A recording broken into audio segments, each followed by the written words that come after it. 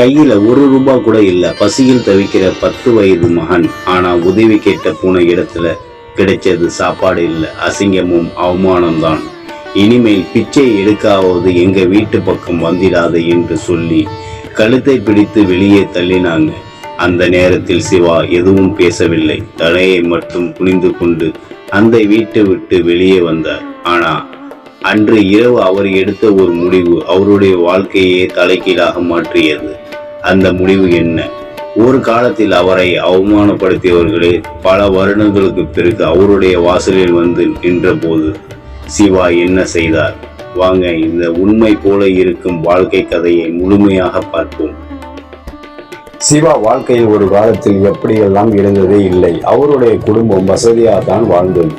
சிவாவுக்கு ஒரு சிறிய தொழில் இருந்தது. சொந்த வீடு, மனைவி லட்சுமி, 10 வயது மகன் கதிர், மூவரும் சந்தோஷமாக வாழ்ந்து கொண்டிருந்தார்கள். சிவாவுக்கு எப்போதுமே ஒரு ஆசை இருந்தது. நம்ம இப்படியே ஒரு சின்ன வியாபாரம் பண்ணிக்கிட்டு இருக்கக்கூடாது. ஒரு நாள் நமக்கு ஒரு பெரிய தொழில் இருக்கணும், நம்மால 4 பேருக்கு வேலை கொடுக்கணும் என்று அடிக்கடி மனைவியிடம் சொல்வார். அவருடைய மனைவியும் நீங்க நல்லா உழைக்கிறீங்க, கண்டிப்பாக ஒரு நாள் முன்னேறுவீங்க என்று கணவனுக்கு நம்பிக்கை கொடுப்பாள். அந்த நம்பிக்கையில்தான் சிவா ஒரு பெரிய தொழிலை ஆரம்பிக்க முடிவு செய்தார். அதற்கு இருந்த சேமிப்பு பணத்தையும் போட்டார். வங்கியில் கடன் வாங்கினார், நண்பர்களிடம் கடன் வாங்கினார், தன்னிடம் இருந்த அனைத்தையும் அந்த தொழிலில் முதலீடு செய்தார். ஆரம்பத்தில் எல்லாமே நன்றாக தான் போனது. ஆனால் ஒரு தவறான முடிவு, ஒரு பெரிய நஷ்டம், அதற்கு பிறகு இன்னொரு நஷ்டம். கடைசியில் சிவாவின் மொத்த தொழிலும் சரிந்து போனது. கடன் மட்டும் மிச்சம். வீட்டில் இருந்த பொருட்கள் ஒவ்வொன்றாக விற்கப்பட்டன. ஒரு காலத்தில் தன்னுடைய வீட்டில் இருந்த பொருட்களை பார்த்து மகிழ்ந்த சிவா இப்பொழுது அதே பொருட்களை விற்று வீட்டு செலவை சமாளிக்க வேண்டிய நிலைமைக்கு வந்தனர். சில நாட்களில் அவருடைய வாழ்க்கை முற்றிலுமாக மாறிவிட்டது. பெரிய வீட்டில் இருந்து சிறிய வாடகை வீட்டுக்கு வந்தார்கள்.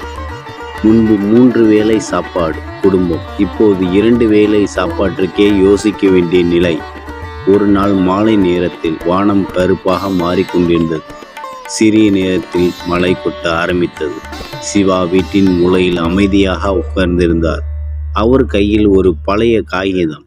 அதில் சில கணக்குகள், வீட்டு வாடகை, மளிகை கடன், மருத்துவ செலவு, கதிரின் பள்ளி கட்டணம், எல்லாவற்றையும் கூட்டி பார்த்தார். அவரிடம் இருந்த பணம் 0.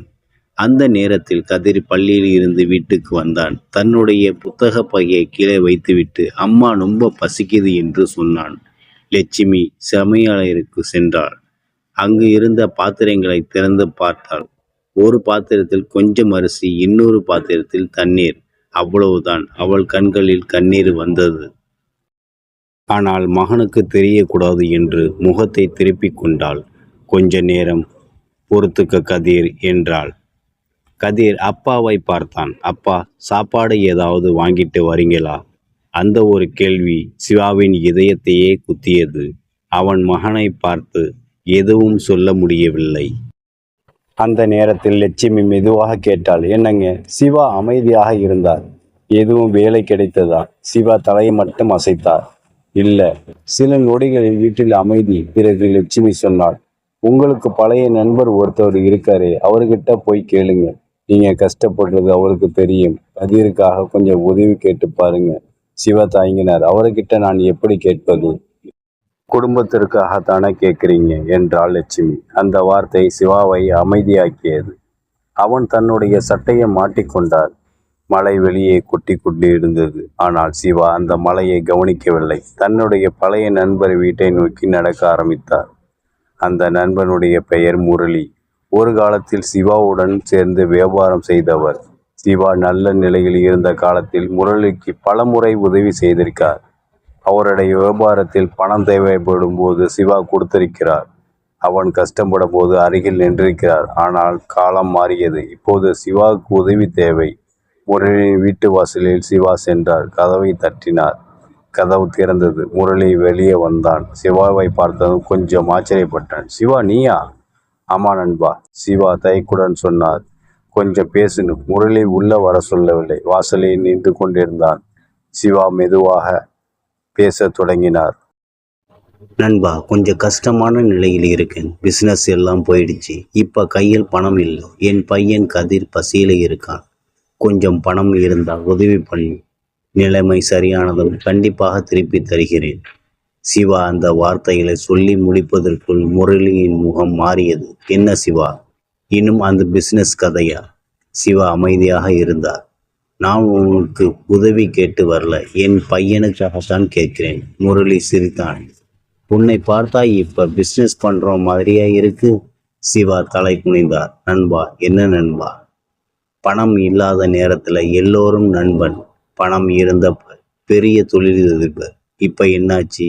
அந்த வார்த்தையில் சிவாவின் மனதை கிழித்தது. ஆனால் அவர் அமைதியாகவே நின்றார். கொஞ்சம் உதவி பண்ணு முரளி என்று மீண்டும் கேட்டார். முரளி கோபமாக, இனிமேல் பிச்சை எடுக்காவது என் வீட்டு பக்கம் வந்திடாதே என்று கத்தினான். அதோடு நிற்கவில்லை. அவனுடைய வீட்டில் இருந்தவர்கள் எல்லாரும் வெளியே வந்து பார்த்தார்கள். சிவா தலை குனிந்து நின்றான். அடுத்த நொடியில் முரளி சிவாவின் சட்டையை பிடித்தான். போடா வெளியே என்று சொல்லி கழுத்தை பிடித்து அவரை வாசலில் வெளியே தள்ளினான். சிவா தடுமாறி கீழே விழுந்தார். மழை அவரை முழுவதுமாக நினைத்தது. கதவு தடால் என்று மூடப்பட்டது. சிவா சில நொடிகள் அங்கேயே உட்கார்ந்திருந்தார். மழைநீர் முகத்தில் வழிந்து கொண்டிருந்தது. ஆனால் அந்த மழையை விட அவருடைய கண்களிலிருந்து வந்த கண்ணீர் தான் அதிகமாக இருந்தது. அவர் மெதுவாக எழுந்தார். யாரையும் பார்க்கவில்லை, யாரிடமும் எதுவும் சொல்லவில்லை. வீட்டை நோக்கி நடக்க ஆரம்பித்தார். அந்த இரவு சிவா வீட்டுக்குள் வந்தபோது கதிர் தூங்கிக் கொண்டிருந்தான். அவன் முகத்தை பார்த்தார். பசியுடன் தூங்கிக் கொண்டிருந்தான். சிவா மகனின் அருகில் உட்கார்ந்தார். அவருடைய தலையை மெதுவாக வருடினார். அப்போது அவருடைய மனதில் ஒரே ஒரு எண்ணம், இனி போதும். அவர் மனைவியை பார்த்து மெதுவாக சொன்னார், லட்சுமி, என்னங்க, இனிமேல் நான் யாருக்கிட்டையும் கையேந்த மாட்டேன். லட்சுமி அமைதியாக பார்த்தாள். என்னால் முடிந்த வேலைகளை செய்வேன். எவ்வளவு சின்ன வேலையாக இருந்தாலும் செய்வேன். ஆனால் என் பையன் பசியோடு இருக்கிறான் என்று சொல்லி இன்னொரு மனிதன் முன்னாடி கையேந்தி நிற்க மாட்டேன். இன்று இரவு சிவா தூங்கவே இல்லை. அவனுடைய வாழ்க்கையில் முதல் முறையாக அவனுடைய கையில் பணம் இல்லாமல் இருந்தது. ஆனால் அவனுடைய மனதில் ஒரு புதிய சக்தி பிறந்தது. அடுத்த நாள் காலையில் சிவா வேலையை தேடி சென்றார். கட்டிட வேலை, சுமை தூக்கும் வேலை, கடை வேலை, எது கிடைத்தாலும் செய்ய தயாராக இருந்தார். ஒரு கடையில் வேலை கிடைத்தது. சம்பளம் குறைவு. ஆனால் சிவா மறுக்கவில்லை. வேலை கிடைத்தால் போதும் என்று ஏற்றுக்கொண்டார். காலை முதல் இரவு வரை வேலை செய்தார். வீட்டுக்கு வந்ததும் சோர்வாக இருந்தாலும் அந்த நாளில் கிடைத்த சம்பளத்திலிருந்து கொஞ்சம் பணத்தை தனியாக வைத்தார். லட்சுமி கேட்டாள், எதுக்குங்க இதை தனியாக வைக்கிறீங்க? ஒரு நாள் நமக்கென்று ஒரு தொழில் ஆரம்பிக்கணும். இவ்வளவு கஷ்டத்திலையும் அந்த ஆசை இருக்கா? சிவா சிரித்தார். ஆசை இல்லாமல் இருந்தால் நம் வாழ்க்கை இங்கேதான் நின்றுவிடும். சிவா சிறிது சிறிதாக சேமிக்க ஆரம்பித்தார். ஒரு நாள் 10 ரூபாய், ஒரு நாள் 50 ரூபாய். சில நாட்களில் ஒன்றுமே சேமிக்க முடியாது. ஆனால் அவர் விட்டுவிடவில்லை. பல மாதங்களுக்கு பிறகு அவரிடம் ஒரு சிறிய தொகை சேர்ந்தது.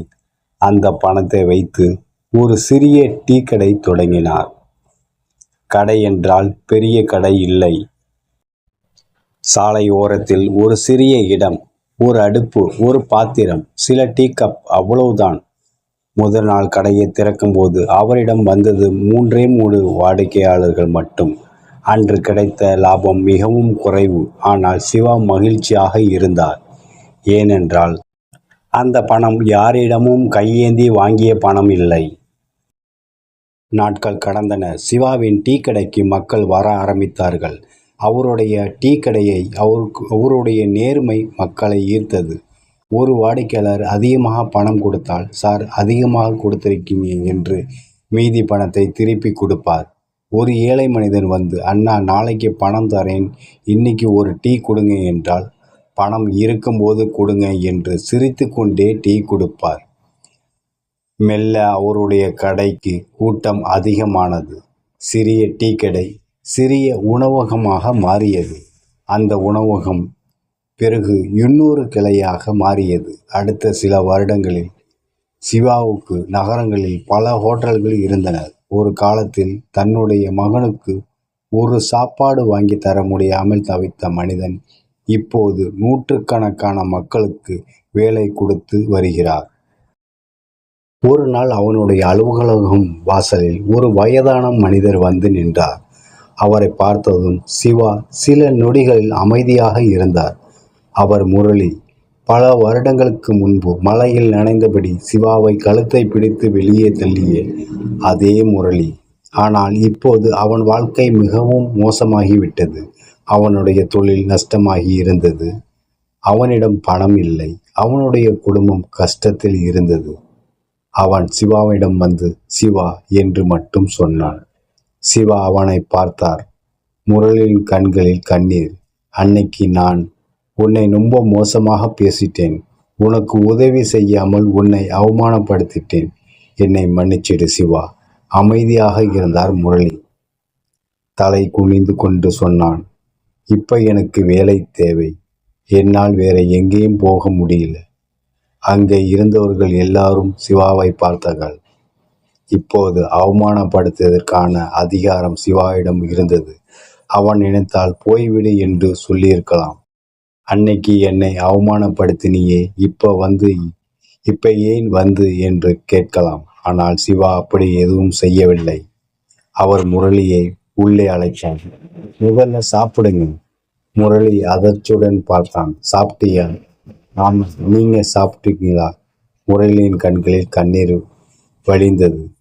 சிவா தொடர்ந்தார். அன்னைக்கு என் பையன் பசியில் இருந்தான். அன்னைக்கு உங்க குடும்பம் பசியில இருக்கக்கூடாது. அதனால முதல்ல சாப்பிடுங்க. அப்புறம் வேலை விஷயத்தை பேசலாம். முரளியால் பேச முடியவில்லை. அந்த நாளில் சிவா ஒரு விஷயத்தை நிரூபித்தார். வெற்றி என்பது மற்றவர்களை கீழே தள்ளுவதில்லை. நம்மளை கீழே தள்ளியவர்களையும் நம் மேலே இருக்கும்போது கையை பிடித்து எழுப்புவதுதான் உண்மையான வெற்றி. நண்பர்களே, உங்களுடைய வாழ்க்கையிலும் யாராவது உங்களை அவமானப்படுத்தியிருக்கலாம். உங்களை பார்த்து சிரித்திருக்கலாம். உன்னால் ஒன்றும் முடியாது என்று சொல்லியிருக்கலாம். அந்த வார்த்தைகளை நினைத்து அழாதீர்கள். அந்த அவமானத்தை மனதில் வைத்து பழிவாங்க நினைக்காதீர்கள். அதை உங்கள் உழைப்புக்கான எரிபொருளாக மாற்றுங்கள். இன்று உங்களிடம் பணம் இல்லாமல் இருக்கலாம். இன்று உங்களை யாரும் மதிக்காமல் இருக்கலாம். இன்று நீங்கள் தோல்வி அடைந்திருக்கலாம். ஆனால் அது உங்கள் வாழ்க்கையில் முடிவு கிடையாது. ஒரு சிறிய முயற்சியை ஆரம்பியுங்கள். கிடைக்கும் வேலைகளை நேர்மையாக செய்யுங்கள். சிறிது சிறிதாக சேமியுங்கள். கற்றுக்கொள்ளுங்கள். விழுந்தாலும் மீண்டும் எழுங்கள். யாரிடமும் உங்களை நிரூபிக்க வேண்டிய அவசியம் இல்லை. உங்கள் வாழ்க்கையை மாற்றுங்கள். ஒரு நாள் உங்கள் வெற்றியை உங்களுக்காக பேசும். சிவாவை அவமானப்படுத்திய முரளி பல வருடங்களுக்கு பிறகு சிவாவிடம் வேலை கேட்டு நின்றான். ஆனால் சிவா அவனை அவமானப்படுத்தவில்லை. ஏனென்றால் அவமானத்தை வெற்றியாக மாற்றிய மனிதனுக்கு பழி வாங்க வேண்டிய அவசியமே இருக்காது. நினைவில் வைத்து கொள்ளுங்கள். உங்களை யாராவது அவமானப்படுத்தினால் உடைந்து போவாதீர்கள். அந்த அவமானத்தை உங்கள் வெற்றிக்கான முதல் படியாக மாற்றுங்கள். இன்று நீங்கள் எங்கே இருக்கிறீர்கள் என்பது முக்கியமல்ல. நாளைக்கு எங்கே இருக்கப் போகிறீர்கள் என்பதுதான் முக்கியம். உங்கள் கையில் ₹1 கூட இல்லாமல் இருக்கலாம். ஆனால் உங்கள் மனதில் நம்பிக்கை இருந்தால் போதும். உங்கள் வாழ்க்கையை மாற்றுவதற்கான முதலீடு பணம் இல்லை, அது உங்கள் முடிவு. சிவா எடுத்த அந்த ஒரு முடிவு போல நீங்களும் ஒரு நாள் சொல்வீர்கள், இனி யாரிடமும் கையேந்த மாட்டேன். என் உழைப்பில்தான் என் பதில். அந்த நாளிலிருந்து உங்கள் வாழ்க்கையும் மாற ஆரம்பிக்கும். ஓகே ஃப்ரெண்ட்ஸ், இந்த கதையை பற்றிய உங்களுடைய கருத்துக்களை தெரிவிங்க. மீண்டும் சந்திப்போம். நன்றி, வணக்கம்.